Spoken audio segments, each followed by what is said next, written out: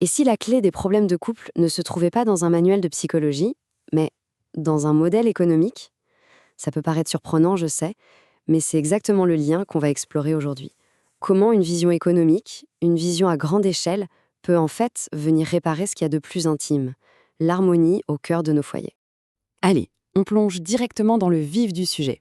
Parce qu'avant de parler de solutions, il faut bien comprendre le problème. Ce moment, ce point de rupture où les difficultés financières s'invitent dans nos relations sans crier gare. C'est une question qui touche, forcément. La source qu'on analyse aujourd'hui est très claire là-dessus. La précarité financière, ce n'est pas juste une source de stress. Non, c'est bien plus que ça.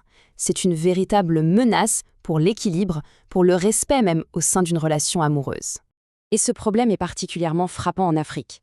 Là-bas, le chômage, le sous-emploi, les conséquences vont bien au-delà de la carrière professionnelle. Ça s'enfiltre littéralement dans les maisons, ça attaque les fondations des liens affectifs. Souvent, tout commence par ça. Un mot simple, mais tellement puissant et corrosif. La frustration. La frustration de ne pas pouvoir se réaliser, de ne pas pouvoir subvenir aux besoins de sa famille, de voir ses propres rêves qui s'éloignent un peu plus chaque jour. Et cette frustration, elle mène tout droit à la dépendance économique. Quand l'un des partenaires se retrouve à dépendre financièrement de l'autre, ça crée des déséquilibres énormes. Ça peut même installer des jeux de pouvoir vraiment toxiques dans un couple. Forcément, quand la survie devient la priorité numéro 1, les idéaux, les choix de vie qu'on avait à deux, tout ça passe au second plan. On parle alors de compromis forcés, des décisions qu'on subit, qu'on ne choisit pas. Et ça peut tuer à petit feu les plus beaux projets.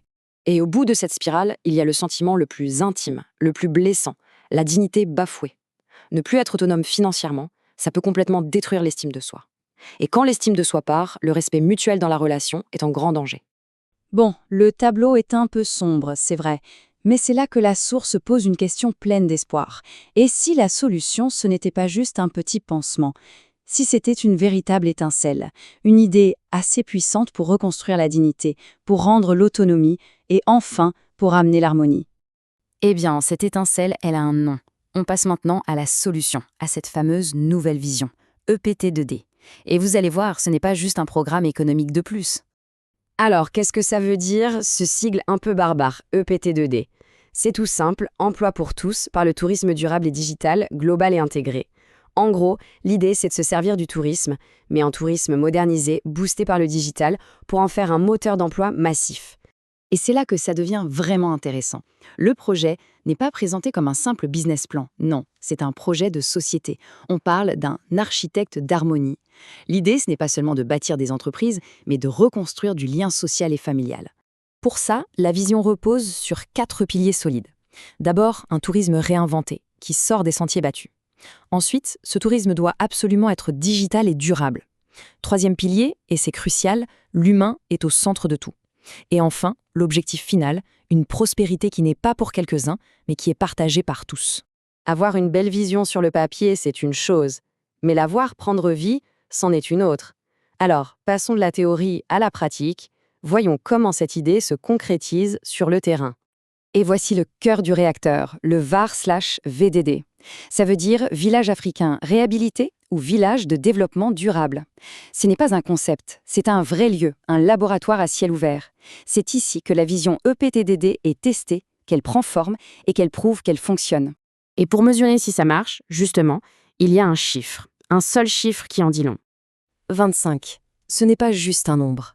Ce sont 25 startups qui ont vu le jour dans ce village. 25 moteurs d'autonomie. 25 histoires d'hommes et de femmes qui reprennent le contrôle de leur avenir et qui, ce faisant, restaurent l'équilibre dans leur vie personnelle. En fait, le cheminement est très logique. C'est une sorte d'enchaînement vertueux en 4 étapes. Tout commence par l'intégration dans le village. De là, on accompagne la création d'une start-up. Cette start-up permet de conquérir son autonomie financière et c'est cette autonomie qui est la clé pour, enfin, restaurer l'harmonie familiale. La boucle est bouclée. Regardez bien ce tableau. D'un côté, le modèle traditionnel, avec son lot de chômage, de dépendance et de conflits. De l'autre, le modèle EPT2D, qui propose l'entrepreneuriat, l'autonomie et au final, l'harmonie. Le contraste est juste saisissant. C'est un véritable changement de paradigme. Et cette transformation, ce n'est pas juste l'histoire d'un village. C'est présenté comme le début de quelque chose de bien plus grand, comme un mouvement à rejoindre. Parce que l'impact, il se propage bien au-delà du couple. Ce modèle devient un catalyseur pour l'emploi, mais aussi pour la culture. Il s'inscrit parfaitement dans les grands objectifs de développement durable de notre époque en poussant l'éducation et l'égalité.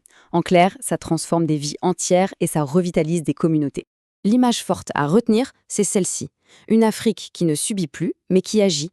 Une Afrique qui innove, qui crée ses propres solutions et qui prend son destin en main.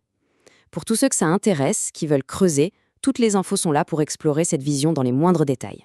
Et tout ça, ça nous laisse avec une dernière question. Une question pour la route.